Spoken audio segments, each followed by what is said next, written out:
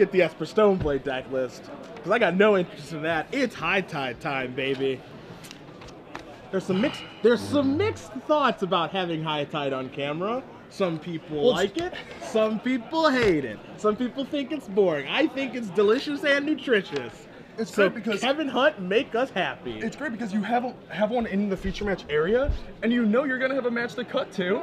Yeah, because it takes forever That's for right. that deck to win. That's right. That's a little show into the business here. Yeah. We gotta make sure that we have behind matches. the scenes information. Make sure we have a match for you guys to show. So we have Kevin Hunt on the left here playing High Tide, currently down a game against Kelsey Dixon on the right playing Esper Stoneblade. With some pretty insane glasses. Yeah. I have to say, those are outrageous. Dope. Truly. As the kids say, dope. Truly outrageous. Yeah. Cool. Hip. Hip. Cool. So, Esper Stoneblade actually taking game one. A bit surprising. That's supposed to be High Tide's free game. Because look at all the dead cards that the Stoneblade deck has. The Swords to Plowshares, the Engineered Explosives, the Jit and Batterskull, not that great. Increase the clock a little, but not that great. Supreme Verdict. It's Jite. Jite. It's Jite. Jite. It's Jite. Jite. I'm here to help you. I'm here to help you make sure you pronounce it right. Nihongo karimasu ka? Come on. I don't know what that means.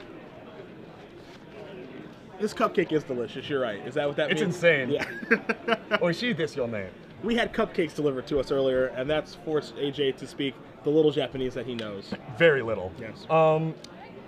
But yeah, so that's supposed to be High Tide's free game, and then post-board you board in, more discard and surgicals and counter magic. Yeah, a bunch of proactive Then you things. have to really grind. But Esper stealing game one, it's got Force of Wills, it's got a counter spell, it's got some discard, Vendilion Click, it's got some cards, it's got some play for sure. So we've seen High Tide be able to get by decks like this in the past. Certainly, but they usually win their easier game. That's true. It really depends on the skill of the High Tide player here, as Kevin is going to play a Candelabra of Tawnos. Brainstorm was countered by Spell Pierce immediately by Kelsey. Yeah, Spell Pierce, a card that is actually pretty interesting against the High Tide deck because you can use it on the enablers early. You can use it on the spiral and straight up spiral draws, where they fight, and you're fighting and you both end up pretty empty, and then you spiral to sort of restart the game. It's obviously good there. Or you can use it on the High Tide itself, tapping 2 islands and choking them on mana the turn that they're trying to go off, if they try and go off early enough. Sure. So a lot of applications for that card, but Kelsey has access to Snapcaster Mage, which means you want to use your Pierce early because you're going to have access to it again very soon. So you can use it again late. Exactly. Now we're going to see a Brainstorm here by Kevin. You see Counterspell, you see Force of Will, Nile Spellbomb. Pretty good hand over there. Surgical Extraction as well. So a very reactive hand here for Kelsey with a proactive effect in Nile Spellbomb and Surgical Extraction. Okay, so part of the interesting dynamic here, another interesting way that these two decks interact is cards like Brainstorm and Ponder and Preordain that play with the top of your deck, especially Brainstorm in particular, versus discard spells. Yes. You play a discard spell, the High Tide deck brainstorms a response and hides their 2 best cards, but Surgical Extraction, shuffle away those 2, and any that are in your hand, and then the discard spell still resolves. Sure. So Surgical, not only to take out a key piece of the combo, midway through the combo, or just take out Brainstorm at a convenient time, which it looks like this is what's happening.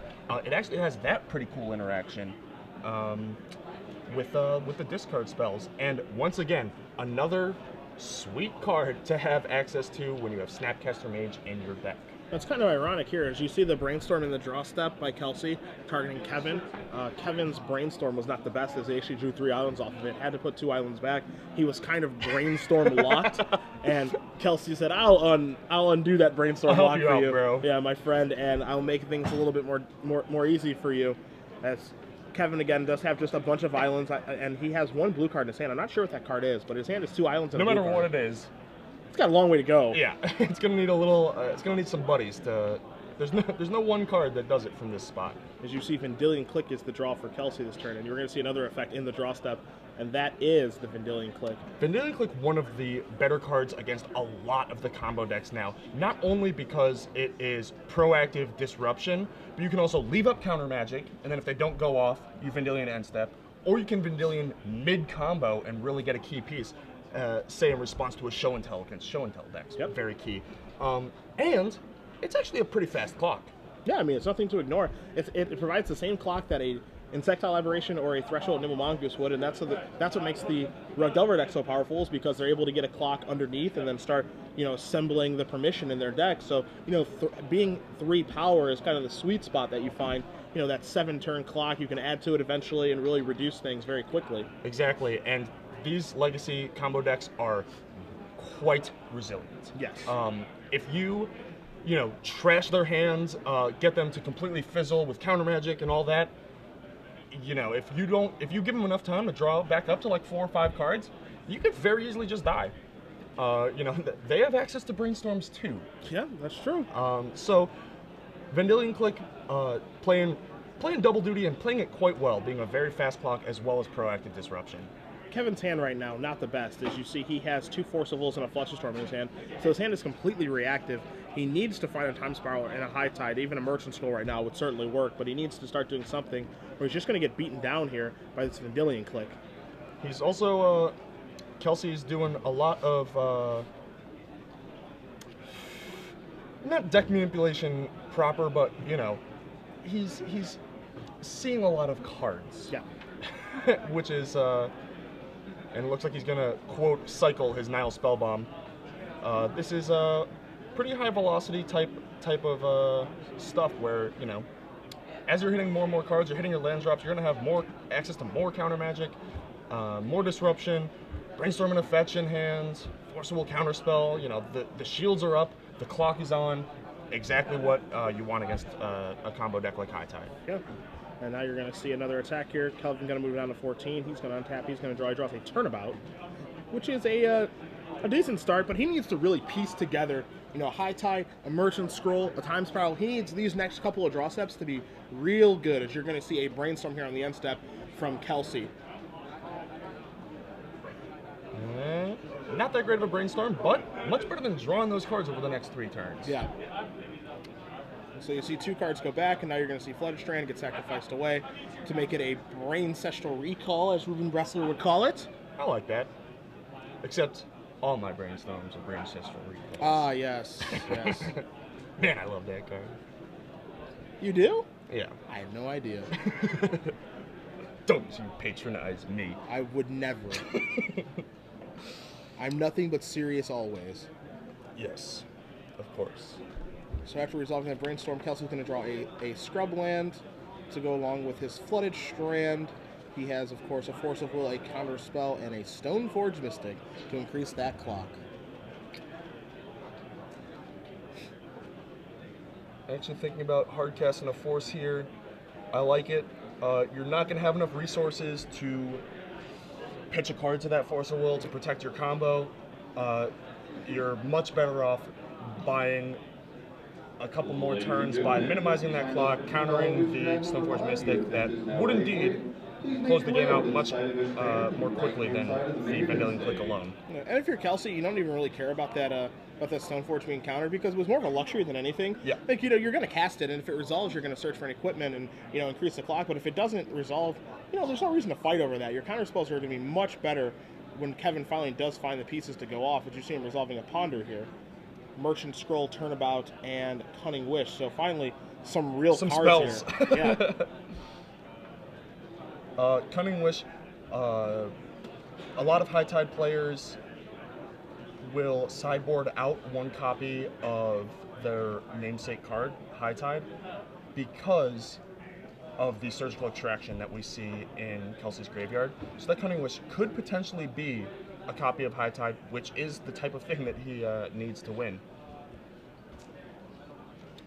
Thinking about this very hard, he's going to draw one of these one of these from the Ponder, one of these for turn, next turn, and then he's likely going to have to draw 1 more and then use those to go off. He's kind of constructing the combo turn.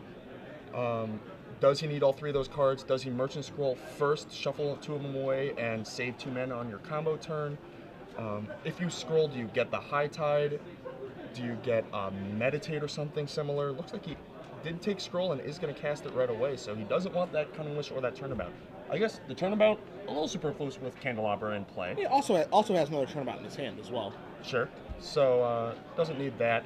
The Cunning Wish, though, might be good. It's a little, it's better once you're already going off rather than in a spot like this where, you're kind of short on resources. You don't really have the time to cast it and then untap and then go off. So yeah, doesn't want either of those. Going to try and scroll up something a little more useful here. So we'll see if he's going to elect to scroll up a Time Spiral or a... Well, that would be illegal, so... Well, I take that back. I apologize. Bless you. I take that back. Looks like it's going to be High Tide that he's thumbing. Nope. All right. Understandable. The deck is, after all, named after that card.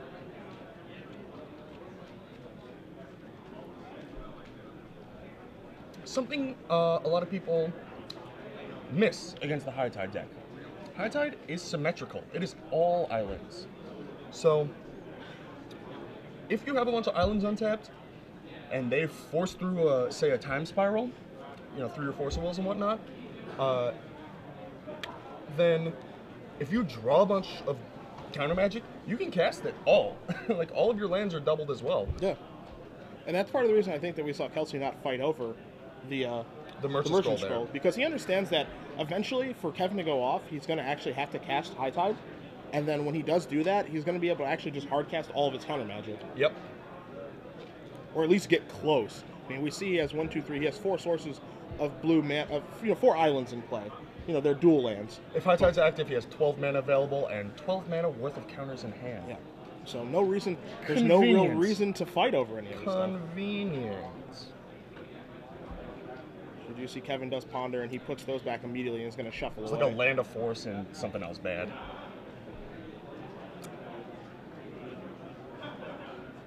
I would say that, what's Kevin looking for here? I mean, he's going to need multiple gas spells, right? I think his hand is like High Tide, Force of Will, Turnabout, maybe something else. The Turnabout likely being pitched to the Force of Will.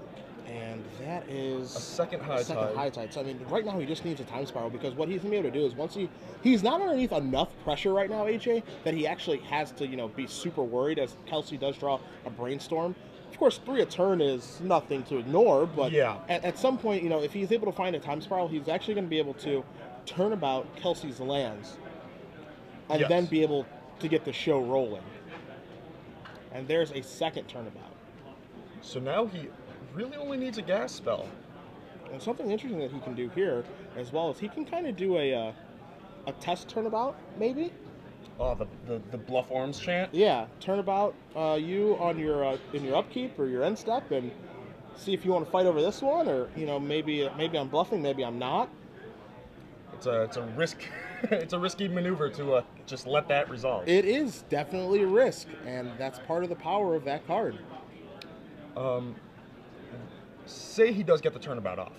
Kelsey's hand is Force, Counterspell, Brainstorm, which, even with no mana, that is still access to 2 counters.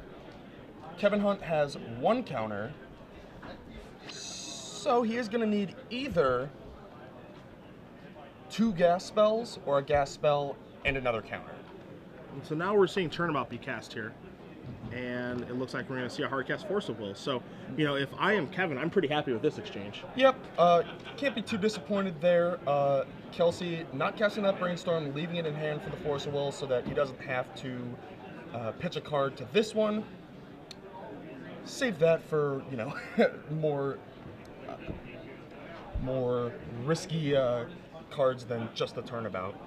And so now it looks like we're going to see a Flusterstorm here. That is for 3.